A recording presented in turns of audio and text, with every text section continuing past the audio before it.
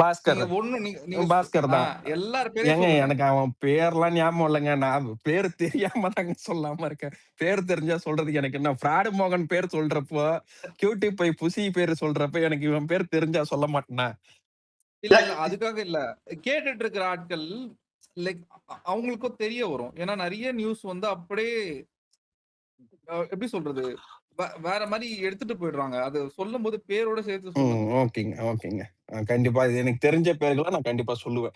அதான் போயிட்டு ஸ்ட்ரக்சர் தள்ளுனதுக்கு ரூ. 10 வாங்குனதுக்கு நான் வந்து சஸ்பெண்ட் பண்ணிட்டேன் உங்கள, அப்படின்னு வெட்கமே இல்லாம உட்கார்ந்து பேட்டி குடுக்குறான்.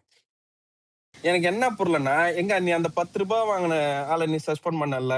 இப்ப அதே டாக்டர் பிரைவேட் கிளினிக் வச்சு நடத்துறாப்புலன்னா, தமிழ்நாட்டுல வந்து பிரைவேட் கிளினிக்ஸ் வந்து கவர்ன்மென்ட் டாக்டர்ஸ் நடத்தக்கூடாது. எங்க நீ அவர டிஸ்மிஸ் பண்ணு பாப்போம். இல்ல சஸ்பெண்ட் பண்ணு பாப்போம்.